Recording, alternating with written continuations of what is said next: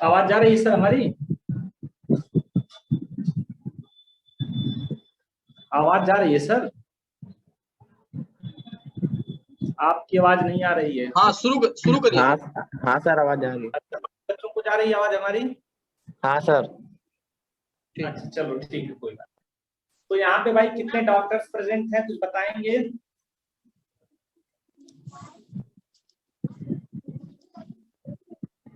सब अब्सेंट हैं? No sir. अरे भाई बोलेंगे आप लोग तब तो बात होगी।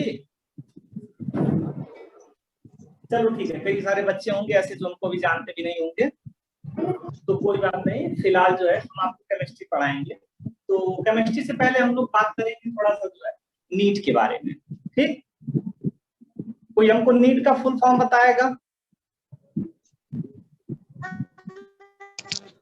सर हम बताएं? हाँ बताएं। Hello, national eligibility entrance test. अच्छा अच्छा चलो ठीक है, कुछ अब तक चल गए हो धीरे से। ठीक है कोई बात नहीं। तो ठीक है भाई, तो सबको नीट का ही प्रिपरेशन करना है या इसमें से कोई फार्मेसी वाले भी? नीट का करना है सर। नीट का प्रिपरेशन करना है?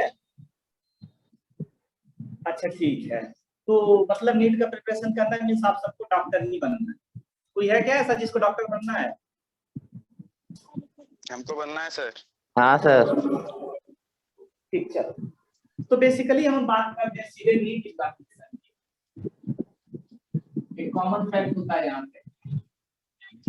यहाँ पे सबसे पहली बात तो आप एक चीज जान लें कि स्मार्ट वर्क से यहाँ काम चलने वाला नहीं। नीट के लिए चाहिए होता है आपको हार्ड वर्क नहीं भाई। आपको जाके किसी की बॉडी मतलब अलग अलग पार्ट थोड़ी ना अभी कट करना है सीधे सीधे, है ना। आपको सिंपल वर्क करना है। तो नीट एग्जाम क्रैक करने के लिए आपके पास रीडिंग स्किल होनी चाहिए। विदाउट रीडिंग स्किल आपका सिलेक्शन नीट में नहीं होगा। ठीक, तो रीडिंग स्किल क्यों होना चाहिए? सबसे पहली बात, अगर हम लोग बात करें बेसिकली, जैसे अगर देखा जाए 2018, 19, 20, 21 जो इस साल होगा, 20, ये जो 5 साल के पेपर है ना, अभी तो अगर बात कर रहे हम लोग ये तीनों तो भी अफेक्टेड। ठीक, तो यहाँ पे आपका जो पेपर बन रहा है बेसिकली वो आपका फुली एनसीईआरटी से आ, मतलब ऐसे समझें कि जो नीट का पेपर है ना वो कुछ नहीं है, वो सिंपली एनसीईआरटी रीडिंग पेपर है। नीट को आप कैसे कह सकते हो, जिनको जो कहना है वो कहें, कोई दिक्कत नहीं है। लेकिन हम अपने लैंग्वेज में नीट को बोलते हैं कि डॉक्टर्स के सिलेक्शन के लिए पेपर नहीं, उनके एडमिशन के लिए पेपर नहीं। नीट का जो पेपर बनता है वो एनसीईआरटी रीडिंग पेपर होता है। और ये बात आप जितना जल्दी समझ जाएंगे आपके सिलेक्शन में उतनी आसानी। ठीक, तो पहली बात कि आपको इस स्किल को सुधारना होगा कि हम लोग रीडिंग कैसे करते हैं। अब रीडिंग कैसे करते हैं ये इतना आसान सा टर्म नहीं है, एक सेशन पूरा लगेगा इसमें, 4-5 लेक्चर सीरीज होगी, तो हम उस पर डिस्कस नहीं करेंगे। लेकिन फिलहाल अब आपके ब्रेन में ये मैसेज जाना चाहिए, आपके न्यूरॉन्स तक ये मैसेज पहुंचना चाहिए कि अगर हमको डॉक्टर बनना है तो सबसे पहले तो एक स्किल डेवलप करना होगा जिसको हम लोग क्या कहेंगे, रीडिंग स्किल। अब ये आपका एक चैप्टर हो गया, आपके पास 98 चैप्टर्स हैं पूरे नीट के सिलेबस में। अगर तो 98 चैप्टर्स में आपको 2 चैप्टर और ऐड करना, जिसको आपको पढ़ना पड़ेगा, रटना पड़ेगा। सबसे पहला बैकलॉग, एक चैप्टर आपका ये है, और दूसरा रीडिंग स्किल। आपके सिलेबस में ये 2 चैप्टर जो है वो हमारी तरफ से ऐड किए गए, मतलब वो सारे बच्चों के लिए नहीं, जो हमसे पढ़ेंगे उनके लिए। कि ये बैकलॉग कौन सा चैप्टर है और ये रीडिंग स्किल वाला कॉन्सेप्ट कौन सा चैप्टर है। ठीक, चलो तो ये तो 2 क्वेश्चन हो गए फ्यूचर के लिए, अभी जस्ट वीक या अगले वीक के लिए विद इन 15 डेज इसको हम लोग क्लियर कर लेंगे। ये बात भी आपको समझ में आ गई कि आपका नीट का पेपर क्या सिंपली तो आप कहेंगे कि सर ये कोई भी टेस्ट नहीं है, किसी भी तरह का यहाँ से कोई सीट मिलने वाला नहीं है डॉक्टर्स का। ये सिंपल सा एक एनसीईआरटी रीडिंग पेपर है। क्या है? NCERT reading paper. जिस बच्चे ने जितने ईमानदारी से इस बुक को रीड किया उसका मार्क्स उतना ही ज्यादा है। ठीक, अच्छा तो सर अगर बुक रीड करके नीट निकल सकता है तो आप क्या करेंगे? वो तो हम भी कर लेंगे ना। अब बात सही है।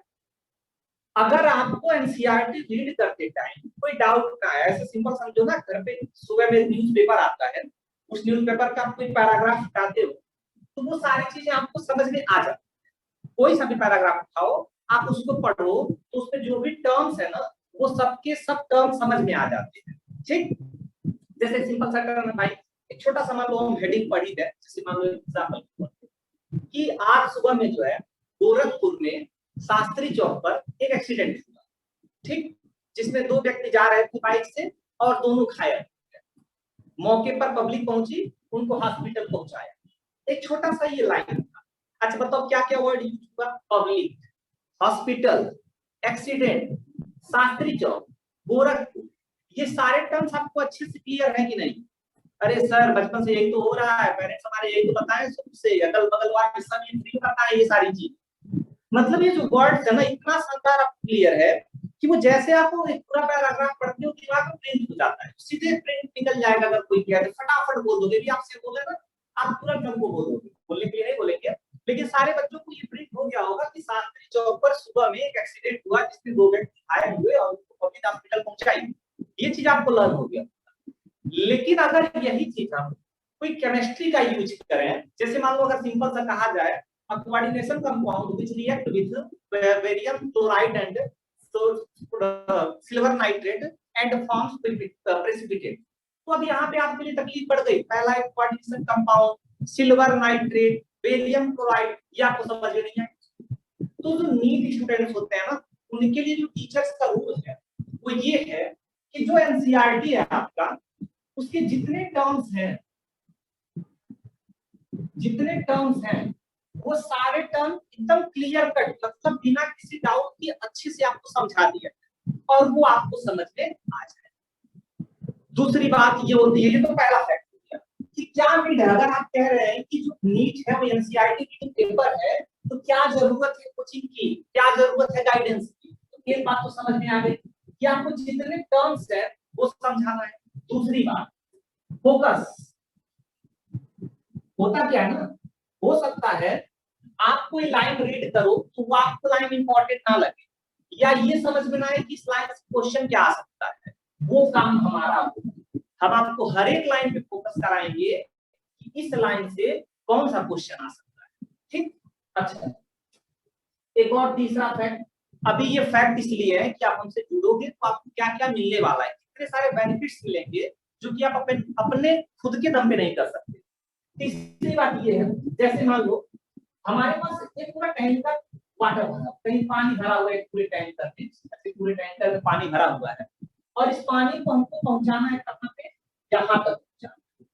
ठीक, ये पूरा टैंकर है, टैंकर का आपको हम नाम देते एनसीईआरटी, और इस पूरे एनसीईआरटी को हमको पहुंचाना है नीट के पेपर पे। ठीक, अब अगर आप सेल्फ से चलते हो, नहीं कह रहा हूं गलत बात, सेल्फ से चलते हो तो वहां पे समझते हैं क्या होता है, आपके पास कोई बाउंड्री नहीं कि हमारे वहां गार्जियन इतने जागरूक नहीं है कि वो आपको नीट लेवल का प्रिपरेशन करा पाए, और अगर है भी तो उनके पास टाइम है ना, क्योंकि उनको लिविंग का भी कुछ व्यवस्था करनी है। अगर आप किसी के साथ नहीं चल रहे, कोई भी हो, अगर आप किसी के साथ नहीं चल रहे तो ये आपको, आप जहां हो ना वहां इतना ब्रॉड लेवल पे बन जाओगे, यही निखर के जैसे होती है नाली, पानी निकलता है ना, अगर अच्छे से नाली ना बनी हो तो घर के पास ही सारा का सारा पानी जो है क्या होता है, बिखर जाता है। लेकिन अगर उसी नाली बस कुछ नहीं 100-150 ईंट लगा दिया जाए, वो भी बहुत अच्छे से जुड़ा भी ना जाए, बहुत अच्छे से जुड़ा ना जाए, टाइल्स नहीं लगवाना वहां पर, कहीं लगता भी नहीं, सिंपल सा ऐसे बाउंड्री दे दिया जाए आपको, तो ये पानी ना कम एफर्ट में ध्यान से सुनना, यहाँ तक आसानी से पहुंच जाएगा और कोई इसको रिस्क भी नहीं रहेगा, आराम से खुद करेगा विदाउट रिस्क। क्यों? अबे ये दोनों तरफ सपोर्ट तो है हमारा, ये करेगा, चलो बस हमारा काम क्या है, फ्लो कर। तो सिमिलरली ये एनसीईआरटी, ये नीट और ये जो बाउंड्री है ना, ये हम लोग टीचर्स, ये बाउंड्री क्या है, फीचर्स है। आपको ऐसा हम सेट करके रखेंगे, भाई अब एक बात बताओ, अब पानी ये सोच ले कि नहीं यार हम तो नीट निकले ना इसको तोड़ेंगे, होता है ऐसा होता है, बच्चे अड़ जाते हैं कि यार हमको टीचर का मानेंगे हम अपना करेंगे, नहीं भाई देखो सिंपल सा फैक्ट होता है ना, सब बच्चों को बताते हैं, आपको भी बताएंगे कि सक्सेस के लिए दो ही चीज इंपॉर्टेंट होता है, पहला होता है सबसे पहला चीज समझदारी, और दूसरा चीज क्या होता है, टाइम। तो टाइम आपके पास है, वो आपका, लेकिन जो समझदारी है नीट को क्रैक करने के लिए, या आप तो रोज का काम है नहीं आपका, आप तो पहली बार अटेम्प्ट करने जा रहे हो, या अगर कोई बच्चा इस साल करता है तो उसके लिए दूसरी बार होगा, तो आपके पास इतनी समझदारी नहीं आई है, या आप 11th-12th का कोर्स ऐसा नहीं 25-30 बार पढ़े होगे, 1-2 बार 3 बार 4 बार बहुत अच्छा पढ़ाते हो तो 5 बार पढ़े हो, हम मान लो 100 बार पढ़े हुए हैं, 30 बार पढ़ाए हुए हैं, तो उस वजह से क्या होगा, बेसिकली हमारे पास उस चीज की समझदारी है, या जो भी आप पढ़ाएंगे, जो भी पढ़ाएंगे या पढ़ाते हैं उनके पास इस चीज की समझदारी होती है, तो समझदारी हमारी, समय आपका सबसे आसानी से मिल जाएगा, लेकिन आपको समय देना पड़ेगा, और समझदारी या जो भी है वो तो आपको देंगे ही नहीं, है ना, हम तो चाहेंगे आपका सिलेक्शन ना हो, हम तो चाहेंगे सिलेक्शन, तो फिलहाल आपको इस चीज को एक्सेप्ट करना पड़ेगा, बिलीव करना पड़ेगा, कुछ भी दुनिया में अगर पॉसिबल है तो बिना बिलीव के वो चीज पॉसिबल नहीं है, बिलीव आपको करना पड़ेगा। अच्छी बात है, बिलीव कर लिया आपको, तो ये बात आपको समझ में आ गई कि हमारी नीड क्या और कितना ज्यादा कंट्रीब्यूशन हमारा होगा आपको, ठीक। तीसरी बात, एनसीईआरटी जो है ये बाइबल की तरफ होता है, गीता बोल सकते हैं, भगवत गीता सिर्फ छोटी सी बुक होती है, लेकिन पूरी दुनिया का नॉलेज, या बाइबल बोल सकते हैं, कुरान बोल सकते हैं, पूरी दुनिया ही 4-5 से चल रही है, लोग जान देने के लिए तैयार होते हैं इनकी लिखी गई बातों को मानने के लिए, कि मर जाएंगे लेकिन इनकी बात ऐसा नहीं काट देंगे, कोई भी जिनके भी रिलीजियस बुक्स हैं वो सबकी यही कहानी है, 6-7 रिलीजन बेसिक तौर पे है, और उनकी कुछ बुक्स उन्हीं पे उनका पूरा सिस्टम चल रहा है, तो इतना सारा वो भरा हुआ ना उसमें छोटे छोटे टर्म्स में, कि उनके जो धर्म गुरु हैं जो भी है हेड है उनके, वो उनको एक्सप्लेन करते हैं, सब कुछ लोग एक्सप्लेन करते आए हैं, एक ही चीज को, एक लाइन को वो पूरे 10-10 दिन तक एक्सप्लेन करते हैं। सिमिलर कहानी है एनसीईआरटी, छोटा बम बड़ा धमाका, है ना, आपको ये कोडेड है, इसको डिकोड करना पड़ेगा हर चीज, और इसको डिकोड करने के चक्कर में होता क्या है, कभी कभी हमको आउट ऑफ सिलेबस भी जाना, आउट ऑफ एनसीईआरटी, अगर किसी बात को समझाने के लिए आउट ऑफ एनसीईआरटी जाना पड़ेगा तो जाना पड़ता है, और जाते हैं। अब बच्चे क्या होते हैं, इतना सा ज्ञान होता है और सुनते इतना सा है, तो उनको लगता है कि हम सब कुछ जानते हैं, सर को बताएंगे, अरे सर ये टॉपिक तो एनसीईआरटी में नहीं, आप झूठ नहीं पढ़ा रहे हैं नीट के लिए, एनसीईआरटी नहीं है तो नीट में तो नहीं आएगा, हाँ ठीक है सही कह रहे हो आप, नहीं आएगा, लेकिन बाबू कुछ ऐसे टॉपिक्स हैं जिनको पढ़ने के लिए आउट ऑफ एनसीईआरटी के कॉन्सेप्ट की जरूरत पड़ेगी, तो आपका ये भी हमेशा क्वेश्चन होगा, हमेशा होगा, 10-12 लेक्चर नहीं होगा तो 13वें लेक्चर में कुछ एक्स्ट्रा पढ़ाया जाएगा, तो आप पास क्वेश्चन करोगे सर ये तो नहीं है, तो दिमाग में कभी मत लाना, अगर आपको कोई चीज पढ़ाई जा रही है तो या तो वो किसी कॉन्सेप्ट को सिखाने के लिए पढ़ाया जा रहा है, या तो वो पॉसिबिलिटी है कि नीट में आ सकता है, भाई 90% क्वेश्चन आपके आते हैं, 90%, ठीक है, तो अगर 90% आपके क्वेश्चन आते हैं तो बचा 10%, और हम तो चलते हैं 720 पे, हम ये नहीं कहते हैं कि आपको सीट लाना है, आपको 650 नंबर लाना है, हमारा टारगेट होता है नीट वाले बच्चों के लिए 720 का, तो हम नहीं चाहेंगे कि वो 10% भी छोड़े, तो जो भी चीजें 10% एक्स्ट्रा आती है, या हो सकता है कि किसी पर्टिकुलर टॉपिक से एक्स्ट्रा पूछा जाता है, हर साल पूछा जाता है, ऐसा नहीं है, हर साल नीट में कुछ ना कुछ क्वेश्चन 2-4 क्वेश्चन एक्स्ट्रा पूछे जाते हैं, तो अगर आप घर से 630 नंबर का प्रिपरेशन भी करके जाओगे, समझो बात को, होता क्या बच्चे कहते हैं सब 10% के चक्कर में 90% चला जाएगा, जाने दो कोई बात नहीं, लेकिन अगर आप घर से 630 का प्रिपरेशन करके जाओगे तो आप पाओगे कितना, 100% तो आपका आता नहीं है, तो आपको मिलेगा 580, उससे आपका काम चलेगा नहीं, इसलिए अगर आपको नीट एस्पायरेंट 100% यानी कि आइडियल कंडीशन में बनना है तो आपको 720 का प्रिपरेशन करना पड़ेगा, और नीट आपका ये जो एनसीईआरटी है ना, एनसीईआरटी 80 to 90% ही कवर करता है, लाइन बाय लाइन, अगर आपको समझ में आ जाए तो भी आप 80 to 90% ही क्वेश्चन अटेम्प्ट कर सकते हैं, ठीक, तो ये भी बात आपको समझ में आ गई। जैसे अब वो कौन कौन से टॉपिक आपके एक्स्ट्रा पूछे गए हैं समझना अच्छे से, कौन कौन से टॉपिक एक्स्ट्रा पूछे गए या कौन कौन से टॉपिक को आउट ऑफ सिलेबस पढ़ना है, अदर बुक से पढ़ना है, अगर वो चीज आप जुटाने में लग गए ना तो आपको 3 से 4 साल का समय लग जाएगा। सिर्फ नीट निकालने में 3 से 4 साल का समय लग जाएगा, और वो 4 साल बाद आप सीखोगे अच्छा ये टॉपिक है जो आउट ऑफ एनसीईआरटी पढ़ने थे, गए काम से आप। तो आपको बिलीव करना पड़ेगा जो टॉपिक्स हम लोग एक्स्ट्रा पढ़ाएंगे वो हमारे एक्सपीरियंस का नतीजा है कि हाँ यहाँ से नीट में एक्स्ट्रा आता है। तो आपका 4 साल बचा ना, 4 साल। अच्छा सोचो ये 4 साल आपने कब बचाया है? ये 4 साल आपने बचाया कुछ किए बिना। अच्छा सोचो अगर इसमें से 3 साल आपको डॉक्टर बनने के बाद दे, बच्चों को टाइम का कीमत तो होता नहीं। अच्छा इस साल नहीं तो अगले साल, अगले साल नहीं तो अगले साल। आप अगर डॉक्टर बनने के बाद आपसे कहें 2 साल बैठे रहो चुपचाप, तो आपका कितना नुकसान होगा? इतना नुकसान होगा कि कोई काउंट नहीं कर सकता। आप अभी 10, 12, 15, 20 हजार, 25 हजार की टेंशन होती है ना, वहां करोड़ों में नुकसान होगा आपका। तो सोचो अगर इसी साल आपका सिलेक्शन हो जाए तो कितना सारा मनी आप बना सकते हैं अगले 2 साल में, जो आप निकलने के बाद ज्वाइन करें। और आप लगे समझदारी दिखाने कि सर गलतियां करेंगे और सीखेंगे। बाबू लाइफ बहुत छोटा है, हर जगह गलती करके हर चीज नहीं सीखा जा सकता है। वो चीजें एक्सपेरिमेंट के लिए होती है कि एक्सपेरिमेंट करो, उसमें गलतियां करो और सीखो। ये एक्सपेरिमेंट नहीं है, ये well settled well planned paper है जो कि कुछ फैक्ट्स पे बेस्ड है, और वो 1 साल का टाइम मांगता है, जो कि एक भी गलती अलाउड नहीं करता है। तो ये चीज हर जगह अप्लाई नहीं होता है, गलती जो नहीं करेगा वो सीखेगा नहीं। यहाँ कुछ नहीं सीखना है, कोई ज्यादा स्किल डेवलप नहीं होगा आपका।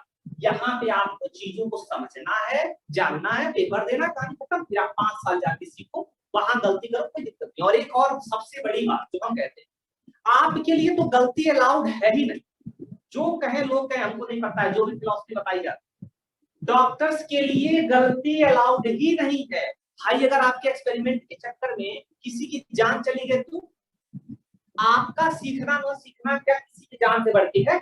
नहीं, एकदम नहीं हो सकता है। तो आप जिस प्रोफेशन में जाने जा रहे हो, जिस सर्विस में जा रहे हो, वहां पे गलती तो एकदम नहीं अलाउड है। मतलब आपको वेल ट्रेन हमेशा होना पड़ेगा। तो अगर ये बात आपके प्रोफेशन के लिए एकदम नेसेसरी है तो आपके प्रिपरेशन के लिए नेसेसरी क्यों नहीं है? तो आप गलती नहीं कर सकते हो, और गलती तभी नहीं होगी जब आप किसी के गाइडेंस में होंगे, उसकी बात को मानेंगे।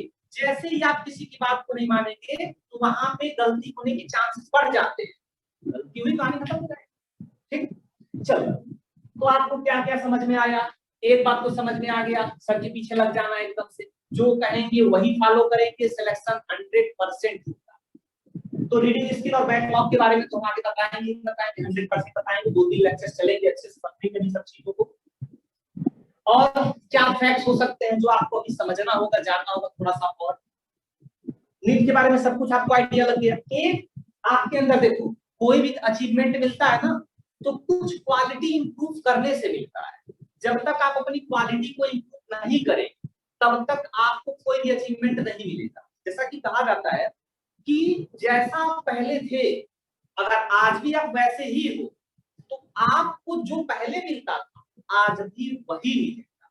जैसे समझो अगर आपके पास पहले इतनी क्वालिटी नहीं थी कि नीट निकल जाए तो 100% आपको क्वालिटी इंप्रूवमेंट करना पड़ेगा।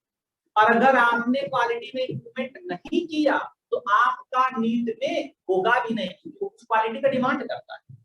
अब यहाँ पे नीट के एग्जामिनेशन के लिए पेशेंस की जरूरत पड़ती है, 100% जरूरत पड़ती है।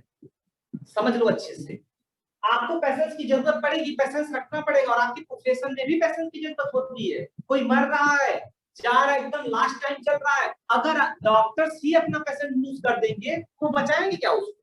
100% नहीं बचा सकते। तो इस वजह से आपके प्रोफेशन में पेशेंस बहुत जरूरी है। आपके पास टाइम कितने का है? पूरे 1 साल का, पूरे 1 साल का टाइम है। इसमें उतार चढ़ाव आएंगे।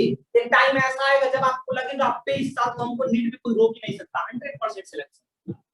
कभी ऐसा भी टाइम आएगा जब आपको लगेगा अबे यार कुछ भी कर ले इस साल तो सिलेक्शन नहीं होगा। कभी ऐसा भी टाइम आएगा हिम्मत नहीं होगी आप क्या आगे प्रोसीड करने की प्रिपरेशन में, यार अब ना करेंगे अब छोड़ेंगे। मतलब ओवर कॉन्फिडेंस भी आएगा आपको, और कॉन्फिडेंस लूज भी करेंगे। कुछ नहीं करना, आपको सिर्फ कॉन्फिडेंस बनाए रखना है और पेशेंस रखना है। ये सबसे बड़ा पॉइंट है आप लोगों के लिए। लंबा समय है ना, तो जब तैयारी बड़ी होती है तो उस केस में आपको किसकी नीड होती है?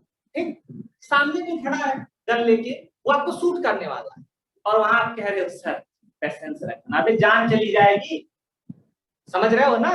और अभी पूरे 6 महीने का टाइम बचा हुआ है किसी लड़ाई, 6 महीने का टाइम बचा हुआ है, आपका क्या पैसे सही नहीं, जा पहले अटैक कर दिया, 6 महीना बचा है, सारे वेपन्स इकट्ठा कर, खूब सारे वेपन्स इकट्ठा, है ना, तो आपका काम बच जाए। ठीक, तो हमको लगता है कि छोटी छोटी बातें, कुछ फैक्ट्स आपको पता चल गया होगा, एक बार रिवाइज करा देते हैं। सबसे पहली बात कि आपको बैकलॉगर और रीडिंग स्किल के बारे में इस हफ्ते आपको लेक्चर मिलेगा, वो आपको सीखना है, अच्छे से सीखना है। दूसरी बात, आपका पेपर नीट का नहीं देना, आपको नीट का पेपर नहीं देना है, आपको एनसीईआरटी रीडिंग पेपर देना है, ये दूसरी बात हो गई। तीसरी बात, हम लोगों का क्या वर्क है, आपके एनसीईआरटी के टर्म्स को एक्सप्लेन करना, उनके लाइंस पे फोकस कराना, जो चीजें बाहर की हैं वो आपको बिना मेहनत के देना।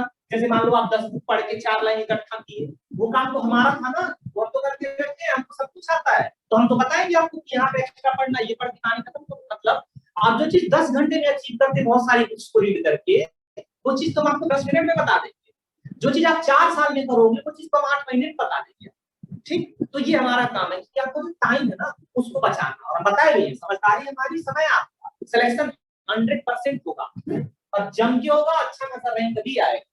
सुनना तो पड़ेगा ना, लड़ेंगे आप भी, हम थोड़ी ना लड़ते जाएंगे। ये बात भी हम बता दिए, पेपर पैटर्न बता दिए कि एकदम छेड़छाड़ नहीं होने वाला है, मैक्सिमम क्वेश्चन आपके एनसीईआरटी से आने वाले हैं, एनसीईआरटी से ही नहीं आने वाले, ध्यान से सुनना, एनसीईआरटी से आएंगे, एनसीईआरटी से ही नहीं आएंगे, और एनसीईआरटी से ही नहीं आएंगे मतलब वही तुम्हारा काम है, कैसे हम एक ऐसा आपको मटेरियल प्रोवाइड करें या ऐसा माहौल तैयार करें जिससे कि आपको सब कुछ पैसेंस वाली भी बात समझ में आ गई। कभी भी आपको टेंशन नहीं लेना है, सिर्फ आपको मूव करते चले जाना है। ठीक, और हाँ, आपके जो प्रिपरेशन में ना क्विट करने का कोई ऑप्शन नहीं, आप क्विट कर ही नहीं सकते। अच्छा चलो यार इस चैप्टर को छोड़ देते हैं, क्या हो जाएगा इससे, बहुत सारे चैप्टर तो हम पढ़ ही रखते हैं, 98 चैप्टर्स अगर आपके पास है, और 50 चैप्टर्स हमारे 100 चैप्टर्स आपको लाइन बाय लाइन पढ़ने। आपने अगर एक लाइन भी क्विट किया तो आपका करियर भी क्विट हो जाएगा। डॉक्टर है ना, आप कुछ क्विट नहीं कर सकते हैं, आप सारे डिजीज को देखेंगे, अच्छे से समझेंगे और तब बताएंगे कुछ भी। ये नहीं कि 2 डिजीज हुआ आप चलो एक डिजीज हटाओ उसको बाद में देखेंगे, ये वाला भी ध्यान नहीं, दोनों को ध्यान रखना। ठीक, तो क्विट भी आपको नहीं करना है, ठीक है ना। तो ये तो रहा आपका किसके बारे में, नीट के बारे में। ओवरऑल नीट का कॉन्सेप्ट क्या है, अब हमको तो पढ़ाना केमिस्ट्री है, हम तो आपको नीट के बारे में इंट्रोड्यूस कर दिए और ऐसे ही करते रहेंगे, लेकिन थोड़ा सा हम अपनी केमिस्ट्री के बारे में आपको बस थोड़ा सा, ज्यादा नहीं, इसके बाद आपके साथ समझाएंगे। देखो कोई भी सब्जेक्ट जो होता है उस सब्जेक्ट में बेसिकली फील आना जरूरी है।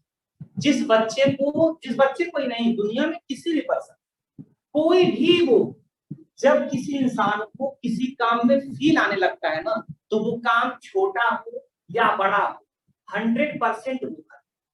लेकिन अगर आपको किसी काम में फील ना आए ना, तो वो कितना टफ है, कितना इजी है, आपको उससे कोई मतलब नहीं है। लेकिन हाँ एक चीज है कि वो आप कर नहीं पाओ। ठीक, तो हमारे केमिस्ट्री वाले सब्जेक्ट को फील कैसे आएगा, मूवीज होती है, मूवीज में भी बहुत सारे ऐसे जगह पॉइंट्स होते हैं जहाँ पे फील आता है, हम लोगों को जैसी मूवी बनी उस तरह का फील आता है। तो केमिस्ट्री में ऐसा कौन सा टर्निंग पॉइंट है, कहाँ ऐसे पॉइंट्स हैं, इस सारा अगर हम वो क्लियर कर लेना तो मजा आ जाएगा केमिस्ट्री में। फिर हम रीडिंग करेंगे पेपर की तरह, केमिस्ट्री एनसीईआरटी टेक्स्ट भी पेपर की तरह रीड की जा सकती है, और ये आप करेंगे जब भी आपको पढ़ाएंगे, आप करेंगे ऐसा। केमिस्ट्री का जो बुक है आपका, 2 बुक आपका 11th में, 2 12th में, चारों का चारों बुक आप न्यूज़पेपर की तरह रीड कर सकते हो और एक दिन में रीड कर सकते हैं, इतना आप एफिशिएंट हो जाओ। लेकिन उसके लिए कुछ चीजें हैं, जैसे देखो सबसे पहली बात, अगर आप लोगों को फिजिकल केमिस्ट्री आपका जो बटा हुआ है ना पूरा केमिस्ट्री 11th 12th, वो 3 पार्ट में बटा।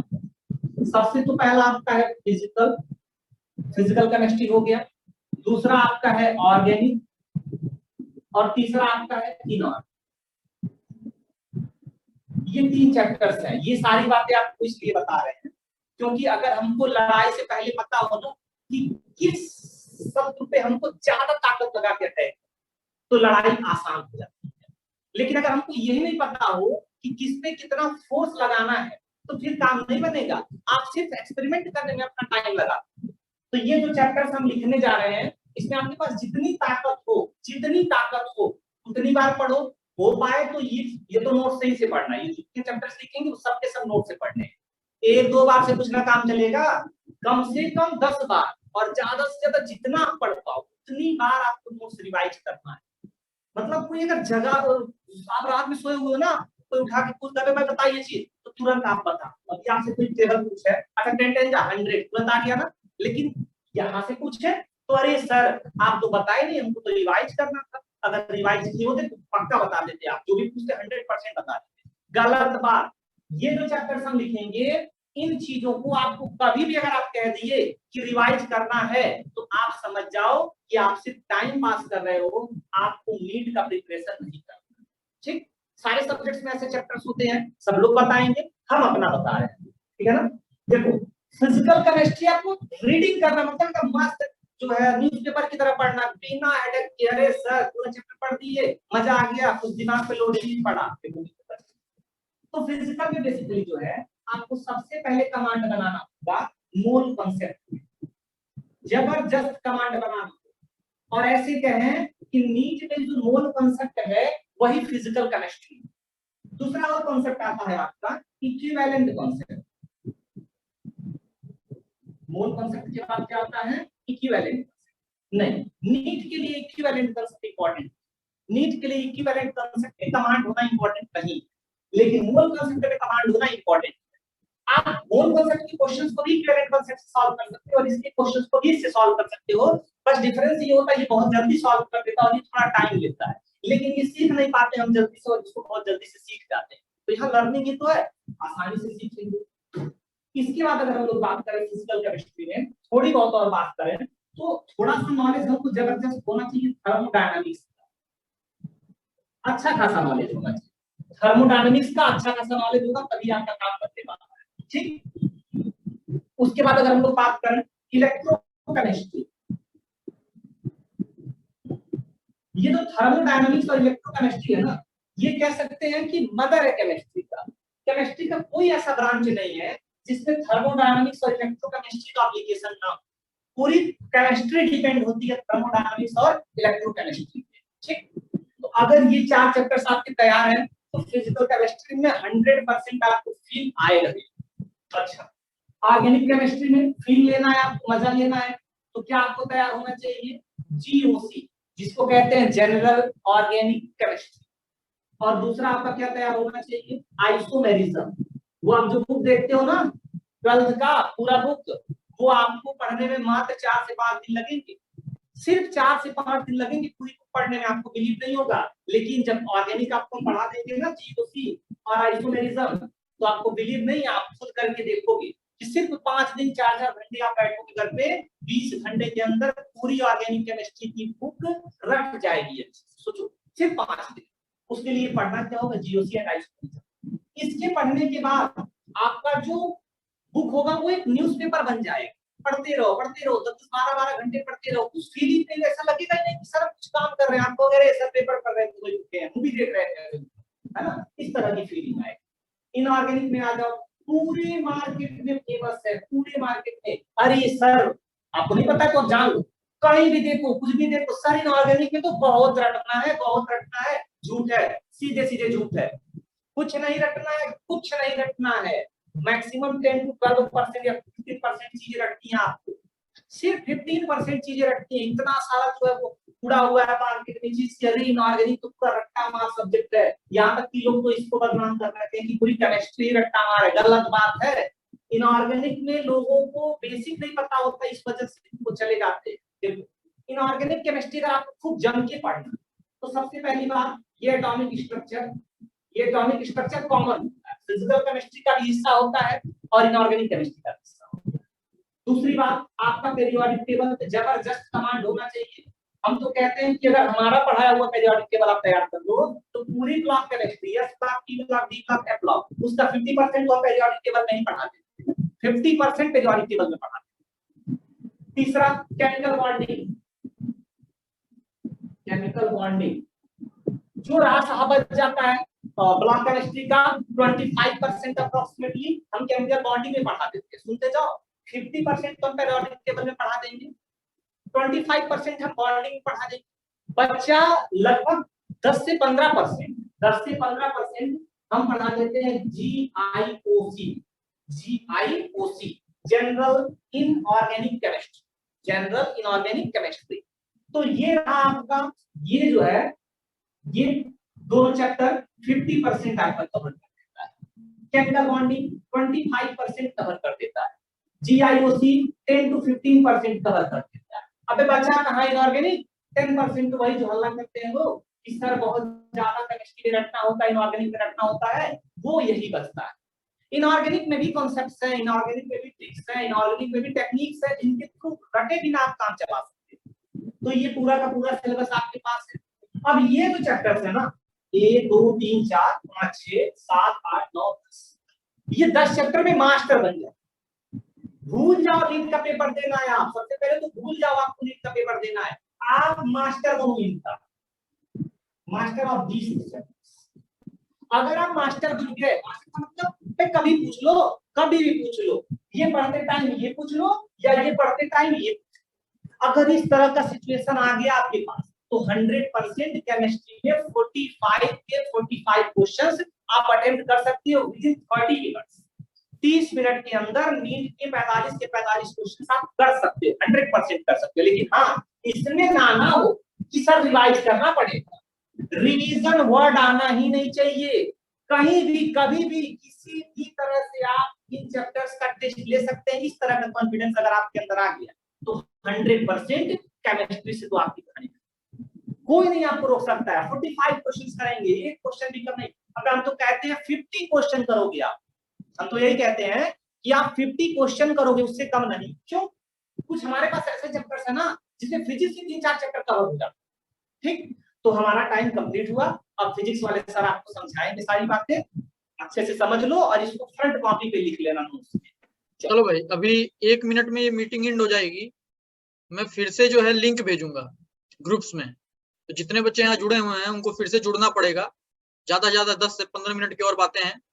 और बाकी जिन लोगों के पास आप लोग, ये अभी लिंक भेज रहा हूँ उससे जुड़िए फिर से, सभी लोग तुरंत भेज रहा हूँ मैं।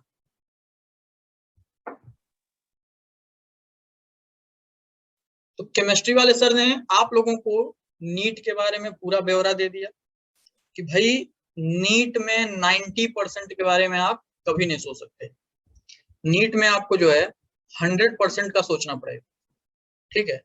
बहुत तगड़ा कंपटीशन है नीट एग्जामिनेशन, और आप लोगों को अचंभा भी हो सकता है, जो जानते हैं, जो नहीं जानते हैं फिर से जान लीजिए। लास्ट ईयर 720 में 720 नंबर भी आए थे दो बच्चों। इतना तगड़ा कंपटीशन है। एम्स दिल्ली की बात करें, 720 में 710 से ऊपर रहेगा तो आप एम्स दिल्ली में जाएंगे। एक एक नंबर से 5-5 हजार रैंक आगे पीछे हो जाता है, पता भी नहीं चलता है। हकीकत यही है, एक एक नंबर से, सच बता रहा हूं, समझ रहे हो।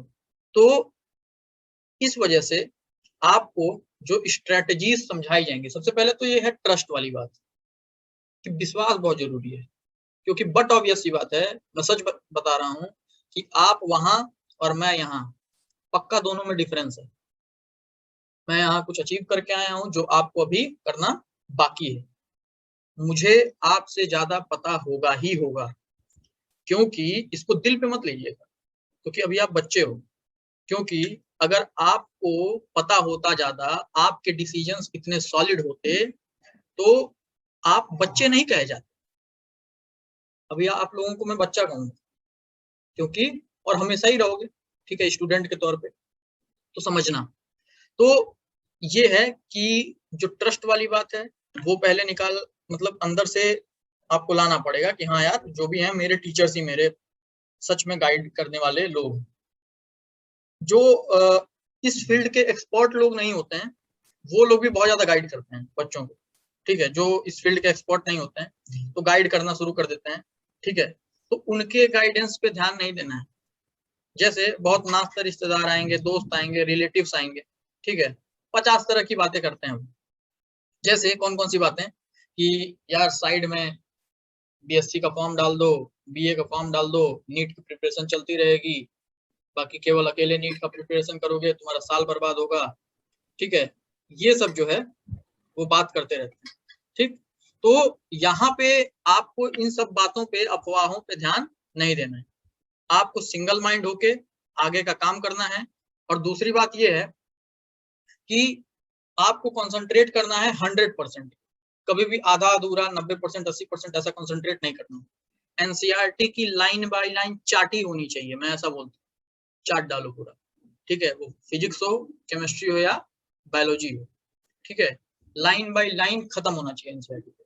ये पिछले 20-25 सालों का रिकॉर्ड है कि 90% चीजें जो है एनसीईआरटी से आती है। एक भी लाइन बचा नहीं है जिससे नीट में सवाल पुटअप न किए जाएं, और न किए जाते हैं।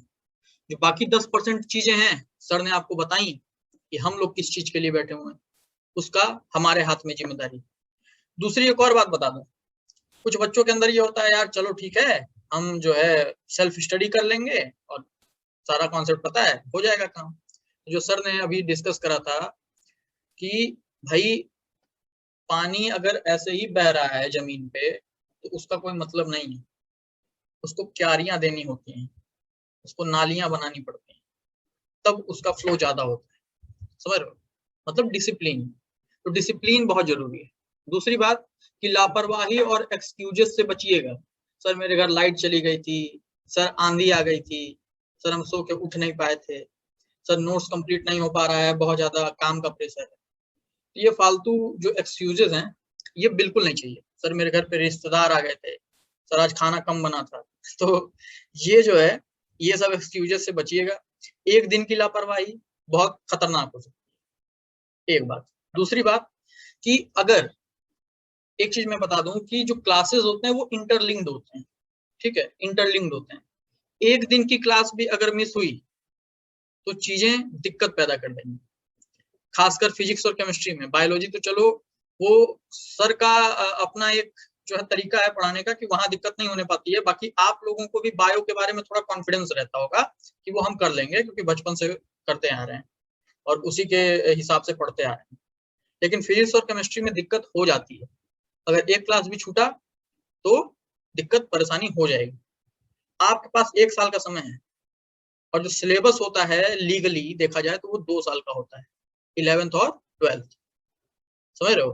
तो 1 साल में 2 साल की चीजें खत्म कैसे करेंगे सर, तो कर लेंगे, वो हमारी रिस्पॉन्सिबिलिटी है, जितना बोलेंगे उतना करते जाइए। मैं सच बता रहा हूँ दिसंबर खत्म होते होते आप लोगों का 80% सिलेबस खत्म हो चुका होगा, 80% गारंटी के साथ। 20% क्यों बचा होगा, क्योंकि वो चीजें जो होती हैं वो लास्ट के लिए हमको टच देना होता है, आखिरी में एग्जाम के नजदीक जाते जाते वो टच देना होता है, ये तो वो भी हम खत्म कर सकते हैं, ठीक है। तो 80% सिलेबस दिसंबर तक खत्म हो जाएगा। उसके बाद आपके टेस्ट सीरीजेस वगैरह शुरू होंगे। टेस्ट सीरीज तो वैसे भी बेसिकली हर हफ्ते में होता ही रहता है, टेस्ट होते रहते हैं, लेकिन टेस्ट सीरीज वगैरह शुरू होता है, उसके सिलेबस और टाइम टेबल वगैरह आप तक पहुंच जाते हैं, ठीक है। लगभग 100 से 150 टेस्ट हमको देना है अपने एग्जाम खत्म होते होते, मिनिमम 100 टेस्ट। एक टेस्ट में 180 नंबर आते, 180 क्वेश्चन आते हैं तीनों सब्जेक्ट मिला के। तो अगर 100 टेस्ट अगर आप दोगे तो कितने क्वेश्चंस आपको केवल टेस्ट सीरीज से मिल जाएगा, सोचो 18,000 क्वेश्चन। 18,000 मतलब समझते हो, गिन नहीं पाओगे क्वेश्चंस की अगर मैं बात करूं, ठीक है। तो उससे बाहर तो आएगा ही नहीं, पहली बात। टेस्ट सीरीज से बाहर आपके जो क्वेश्चंस होते हैं नीट में उसमें बिल्कुल नहीं पूछे जाते। अगली बात कि आप लोगों को स्टडी मटेरियल्स जो है हमारे तरफ से प्रोवाइड किया जाएगा आने वाले 10-15 दिनों के अंदर। 15 दिन के अंदर आपके तक स्टडी मटेरियल्स पहुंच जाएंगे जैसे ही आपका एडमिशन डन होगा, ठीक है। और कुछ और बातें, केयर टेकर्स का प्रोग्राम होता है हमारे यहाँ। केयर टेकर्स मतलब होते हैं कि जैसे मान लीजिए अभी तो ऑनलाइन चीजें चल रही हैं, सामान्य परिस्थिति है नहीं, कोविड का समय चल रहा है, तो इस समय में ऑनलाइन ही चल पाएगा, तो इसमें घबराने की बात नहीं। जो बच्चे हमारे कोचिंग खलीलाबाद में हैं, जैसे ही ये ऑनलाइन सिस्टम खत्म होगा, कोविड से हम नॉर्मल होंगे, हम तुरंत जो है क्लासरूम में इसको ट्रांसफॉर्म कर देंगे, जो बच्चे आ पाएंगे खलीलाबाद वो आ सकते हैं। लेकिन ऐसे भी बच्चे हैं जो गोरखपुर के हैं, बहुत बच्चे हैं। वो मैथमेटिक्स की अभी मीटिंग थी तो उसमें भी बच्चे थे, यहाँ भी। तो गोरखपुर के बच्चों के लिए हमारे तरफ से जो फैसिलिटी है वो क्या है कि केयर टेकर्स हम प्रोवाइड करते हैं। केयर टेकर्स का मतलब क्या होता है, 10 से 15 दिनों के बीच में आपके घर पे सारे सब्जेक्ट के टीचर्स पहुंचेंगे पर्सनली। वो आपके पर्सनल डाउट क्लियर करेंगे, आपके नोट्स का डाउट्स क्लियर करेंगे, आपके बुकलेट्स के डाउट्स क्लियर करेंगे जो आपको प्रोवाइड किए जाएंगे। और भी तरह तरह के डाउट्स होते हैं, पर्सनल डाउट्स होते हैं, वो सारी चीजें आपके केयर टेकर्स देखेंगे और समझाएंगे और आपके डाउट्स वगैरह क्लियर करेंगे, जिससे आपको कभी भी ये फील नहीं होने पाएगा कि आप क्लासरूम में नहीं। ठीक है। अगली बात कि लाइव क्लासेस चलेंगी, क्लासेस लाइव होती हैं। क्लास मिस करने की कोशिश बिल्कुल मत करना, क्योंकि क्लास मिस हुआ वो चीजें छूट जाएंगी। ठीक है, तो क्लास मिस करने की कोशिश नहीं करना। लेकिन बाई चांस अगर क्लास छूट जाता है, मिस हो जाता है, तो उसी के लिए जो है टीचर्स के नंबर आपके पास होंगे, आप उनसे तुरंत कंसल्ट कर सकते हो। नोट्स वगैरह प्रोवाइड किए जाएंगे आपको, उसके लिए आप कंसल्ट कर सकते हो, छूट गया है सर। और बाकी केयर टेकर्स का प्रोग्राम है ही है कि जो चीजें छूट गई हैं उसको आप कहीं लिख लीजिए कि ये छूटा हुआ है। जब सर लोग पहुंचेंगे तो आप वहां पे अपने घर पे पर्सनली पढ़ सकते हैं। ठीक है, इतनी बात क्लियर हो गई। अगली बात क्या है कि थोड़ा पेशेंस, जो सर ने अभी बात किया कि पेशेंस जरूरी है। अप एंड डाउन्स आते रहते हैं, कभी फील होता है कि हम टॉप कर जाएंगे और कभी फील होता है कि हम कुछ नहीं कर पाएंगे या फेल हो जाएंगे, नेगेटिव में नंबर आएगा। तो ये ह्यूमन नेचर है, ये चीजें सबके साथ होती हैं, केवल आपके साथ नहीं। जो बच्चा फर्स्ट रैंक लाने वाला है, जो बच्चा कुछ नहीं लाने वाला है, सबके साथ होता है। तो आप तो बहुत अच्छे हो, ठीक है, आप बहुत अच्छे हो, आप अच्छा करोगे। ये पेशेंस लूज एकदम नहीं करना है। और भी बातें हैं कि जैसे मान लो 12th पास आउट में आप आ चुके हो, तो 11th 12th की कुछ चीजें आपने पहले से ही पढ़ रखी होंगी। ठीक है, तो जब यहाँ पे चीजें पढ़ाई जाएंगी, वो फिजिक्स हो, केमिस्ट्री हो, बायोलॉजी हो, तो आपके अंदर बोरियत आने लगेगा। आपको लगेगा यार ये टॉपिक हमने पढ़ा है, ठीक है, तो आपको लगता है छोड़ो यार, पढ़ा है, क्लियर ही है, क्या ध्यान में ज्यादा। तो ये वाला जो बिहेवियर होता है, इसको थोड़ा आप लाने की कोशिश मत करिएगा कि हमें तो पता है ना। ये वाला बिहेवियर लाने की कोशिश बिल्कुल मत करना, क्योंकि ये लाओगे तो कॉन्सेप्ट्स का एकदम बेकार सीन हो जाएगा, चीजें समझ में आनी बंद हो जाएंगी। तो जीरो बन के आइए। क्या बन के आइएगा? जीरो। मतलब आपको कुछ नहीं आता है, तो हमारे लिए बहुत आसान रहेगा, आपको बिल्डअप करेंगे हम। ठीक है, तो जीरो बन के आना है। कुछ नहीं आता है आपको, तो उससे हमारे लिए बहुत फायदा होगा और आपके लिए भी बहुत फायदा होगा। बोर होने की कोई जरूरत नहीं है, वो कॉन्सेप्ट का रिवीजन समझिए। और सर ने भी बोला होगा, अगर आपके अंदर बोरियत आने लगी तो आप 10 बार 15 बार रिवाइज करोगे कैसे अपने नोट्स को, एक ही चीज, तो आपको करना ही पड़ेगा, ये रियलिटी है। ठीक है, तो यहाँ एनसीईआरटी को कई बार पढ़ना ही पड़ेगा, 10 बार मिनिमम पढ़ना पड़ेगा। ठीक है, और भी चीजें हैं, जैसे यहाँ पे कुछ ऐसे बच्चे हैं जिन्होंने 11th 12th में अच्छा करा है, अच्छे से पढ़ा है, और कुछ ऐसे बच्चे हैं जिन्होंने कुछ नहीं पढ़ा। ठीक है, तो यहाँ पे क्या हो गया कि मतलब जो बच्चों को लगता है कि उन्होंने कुछ नहीं पढ़ा है, उनको ये बात याद रखना है कि उनको इस बात से जो है होपलेस नहीं होना है, क्योंकि हमारी पढ़ाई जो शुरू होगी वो हमेशा बेसिक से शुरू होगी। मतलब जो बेसिक नीड्स हैं, जैसे सर ने अभी कुछ बेसिक चीजें बताई होंगी कि उतना आप पढ़ लो तो केमिस्ट्री बहुत अच्छे से कर सकते हो, उसी तरह फिजिक्स में भी होता है। फिजिक्स में सबसे पहले हम 11th के टॉपिक्स कवर करेंगे, फिजिक्स में ही नहीं, केमिस्ट्री में भी और बायोलॉजी में भी, ताकि आपके बेसिक्स स्ट्रांग हो जाएं। जैसे फिजिक्स में कुछ 2-3 बातें हैं जो आपको ध्यान देनी है। मैं फिजिक्स का हूं तो मैं फिजिक्स का डिस्कस करूंगा, केमिस्ट्री वाले सर ने उसका डिस्कस कर लिया, और क्लासेस में भी चीजें पता चलेंगी बायोलॉजी वाले सर ने। ठीक है, तो वहां बायोलॉजी वाले सर ने जो है वो डिस्कस कर लिया है। बायोलॉजी वाले सर भी जब आपसे मिलेंगे तो वो जो है अपना पूरा डिस्कस करेंगे। ठीक है, तो एक चीज समझिएगा, एक मिनट, तो यहाँ पे एक चीज आपको समझना है कि क्या हम फिजिक्स में शुरू करने वाले हैं, जो हमारा कल का क्लास होगा, कल से हम क्लासेस रन करना शुरू कर देंगे, आपके पास लिंक चला जाएगा टाइम से। जो कल की क्लास है उसमें हम शुरू करने वाले हैं वेक्टर्स के बारे में। वेक्टर्स के बारे में नीट में एक क्वेश्चन इससे जो है आता ही आता है, इंडिविजुअल वेक्टर से। और इसके अलावा फिजिक्स में कोई ऐसा चैप्टर नहीं है जिसमें वेक्टर्स का यूज ना हो। ठीक है, तो वेक्टर्स के बारे में हमको जो है बहुत अच्छे से पढ़ना है। अगर आपके वेक्टर्स छूट गए, वेक्टर के बारे में चीजें आपको नहीं समझ में आई, तो आपको आने वाले फिजिक्स के हर चैप्टर में कुछ ना कुछ दिक्कत होगा।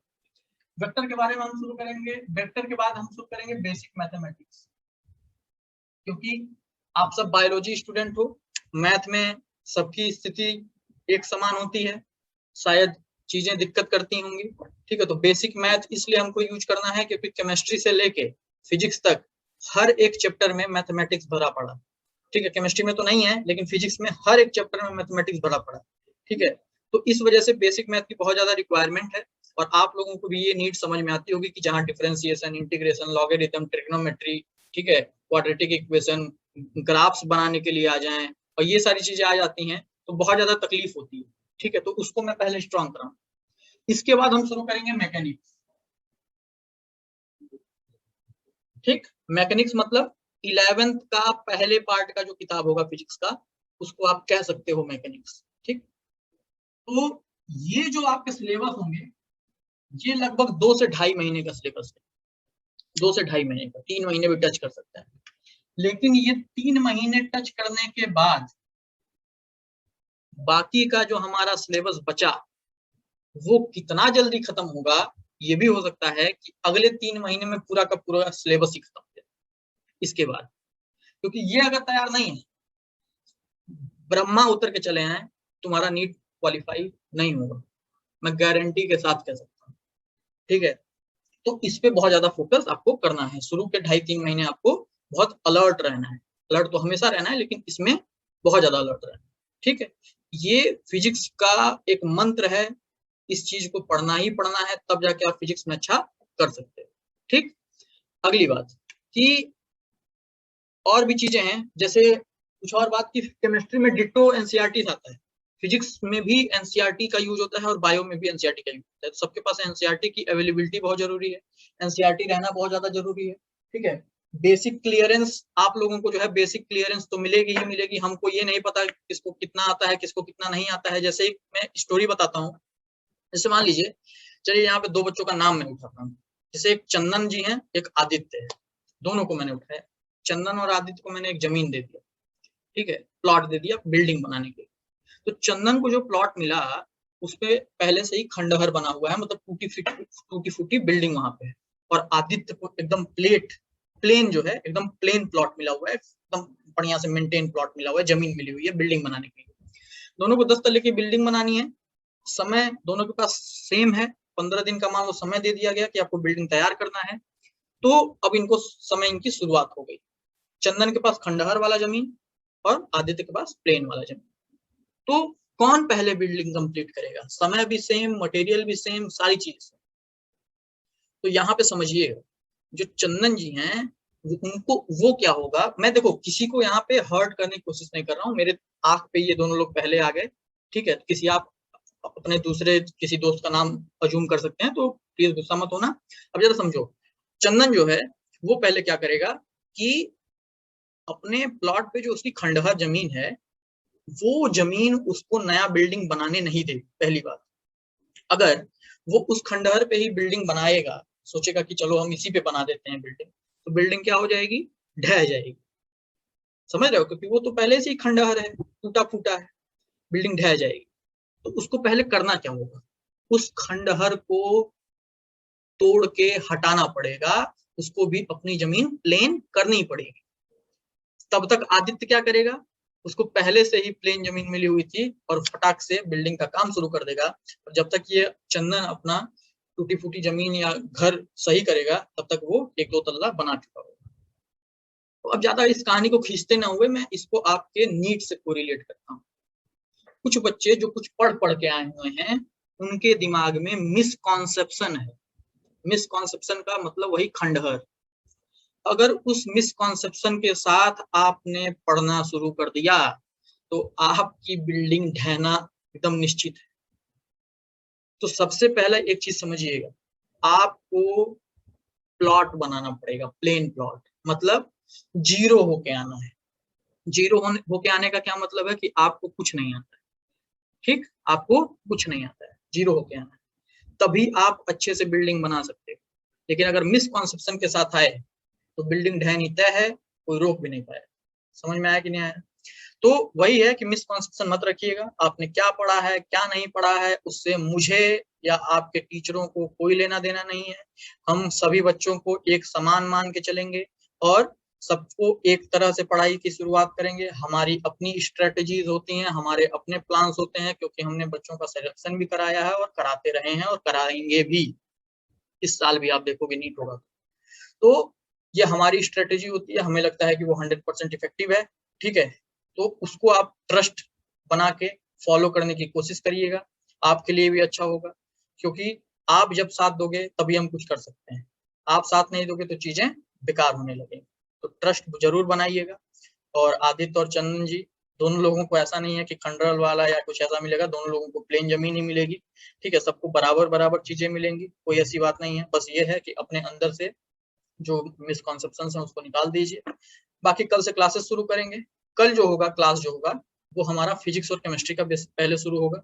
उसके बाद आज शाम तक आपको शेड्यूल मिल जाएगा टाइमिंग के साथ, ठीक है। सभी बच्चों के पास चला जाएगा मैसेज कि क्लासेस कब से कब तक होंगी, कितने दिन होंगी हफ्ते में, ठीक है, कौन कौन सी क्लासेस कब होंगी। तो एक चीज समझना कि इस तरह से क्लास होगी कि एक दिन क्लास अगर मॉर्निंग में हुई तो दूसरी क्लास इवनिंग में होगी, शाम में होगी। ये आपको ध्यान देना होगा, अल्टरनेट, एक दिन सुबह एक दिन शाम, एक दिन सुबह एक दिन शाम, ठीक है। उसके पीछे और भी रीजन है, हमारे और भी बैचेस होते हैं तो उनको भी हमको पढ़ाना होता है इस वजह से। बाकी आपको भी पढ़ने का टाइम मिल जाएगा, मौका मिल जाएगा, ठीक है। तो ये चीज आप ध्यान देंगे, क्लासेस मिस जरूर एकदम कोशिश करिएगा कि ना हो, ठीक है, ताकि क्योंकि वीडियो लेक्चर्स छूट गए तो दिक्कत हो जाएंगी, तब तक नोट्स कंप्लीट करके पढ़ाई कर पाओगे, ठीक है। तो कोशिश करना कि क्लासेस ना छूटें। और बायो वाले सर आपके क्लास में मिलेंगे तो सर आप अपना स्ट्रेटेजी बताएंगे। अभी सर हैं यहाँ पे, ऐसा नहीं है, सर जुड़े हुए हैं हम लोगों से, लेकिन अभी समय की कमी की वजह से मुझे ऐसा कहना पड़ रहा है कि बायो वाले सर पर्सनली आपसे डिस्कस करेंगे, अभिषेक सर। बाकी जो है कोई और कंफ्यूजन हो, मेरा नंबर सबके पास है, आप तुरंत कॉल करके पूछ सकते हैं, मेरे से ही नहीं अपने बाकी टीचरों से, केमिस्ट्री बायो के भी टीचर से भी आप पूछ सकते हैं, ठीक है। तो एकदम अच्छे से पढ़ना है, शुरू करना है। और जाते जाते बस एक चीज और, एक और कहानी मैं बताते जाऊंगा। बताया ही था, कुछ बच्चे जुड़े थे मैथमेटिक्स वाले में, उन बच्चों को भी एक कहानी बताया था, लेकिन आप लोगों को मैं बताना चाहता हूँ कि जैसे समझो एक दो राज्य था, एक छोटा राज्य था, एक बड़ा राज्य था। छोटे राज्य जो थे वहां पे बहुत ज्यादा डायमंड वगैरह पाए जाते थे, बहुत ज्यादा पैसा था उसके पास, छोटा होने के बावजूद। और बड़ा वाला राज्य उतना ज्यादा पैसे वाला नहीं था, लेकिन हाँ वहां पे लोग बहुत ज्यादा थे, बड़े वाले राज्य के पास सैनिक बहुत ज्यादा थे, 20 लाख 22 लाख सैनिक थे उसके पास, ठीक है। और छोटे छोटे राज्य वाले के पास 18 से 20 हजार के सैनिक की, मतलब 18 से 20 हजार सैनिक थे केवल। तो क्या हुआ, बड़े वाले राज्य ने प्लानिंग की कि भाई हमको आक्रमण करना है और इस राज्य पे कब्जा करना है इस बार। तो ये बात पता चली छोटे राज्य को, तो वहां के राजा ने अपने सेनापति को बोला कि भाई तुम प्लानिंग करना शुरू करो, देखो क्या कर सकते हैं हम।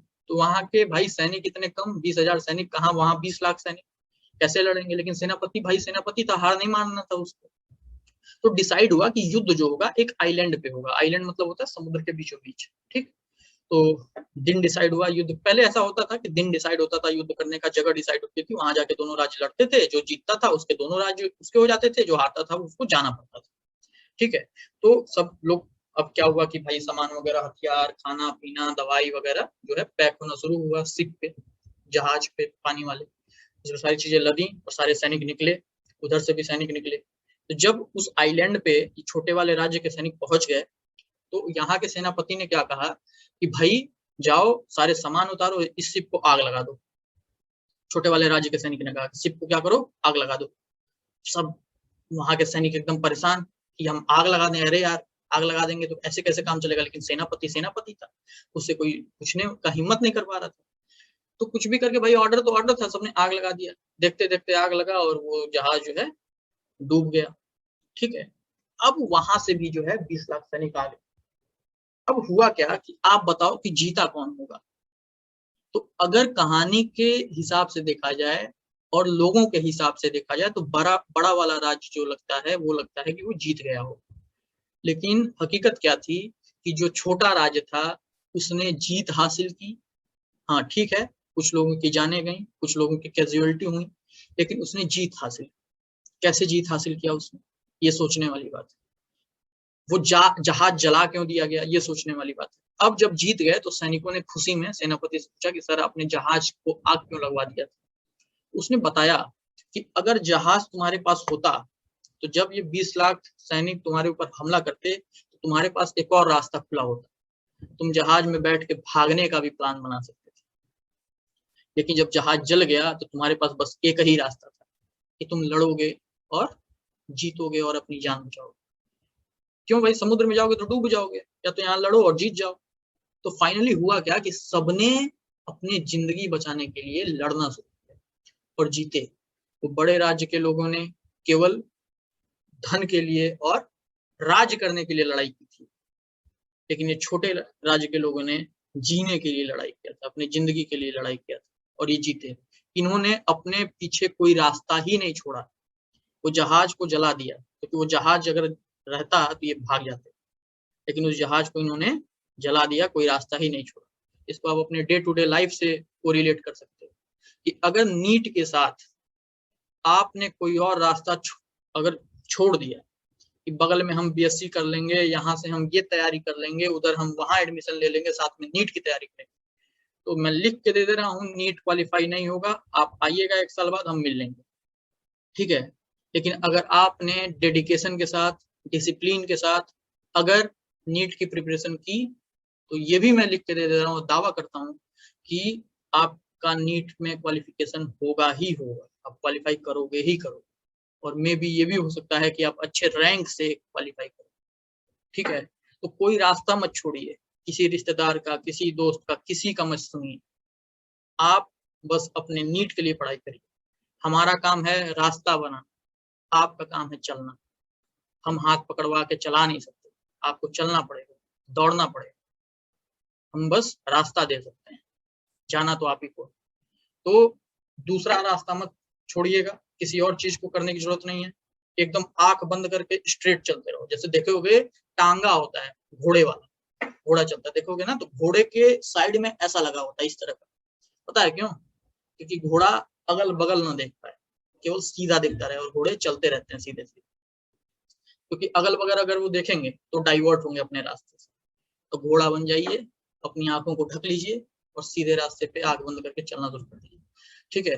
तो यहाँ पे क्या होगा, अब ये एंड कर रहा हूँ मीटिंग में, सभी लोगों को समझ में आया होगा। किसी को कोई डाउट होगा तो तुरंत फोन करके या कांटेक्ट करके पूछ लीजिएगा। कल फिजिक्स केमिस्ट्री की क्लासेस होंगी, शाम तक शेड्यूल आपके पास समय चला जाएगा 1 हफ्ते का, और उस हिसाब से आपके पास लिंक भी जाते रहेंगे पर डे। और कोई डाउट हो, कोई परेशानी हो, कोई पर्सनल दिक्कत हो, तो आप तुरंत बेहिचक कंसल्ट करिए। बाकी फिर मिलेंगे, धन्यवाद, good luck, all the best.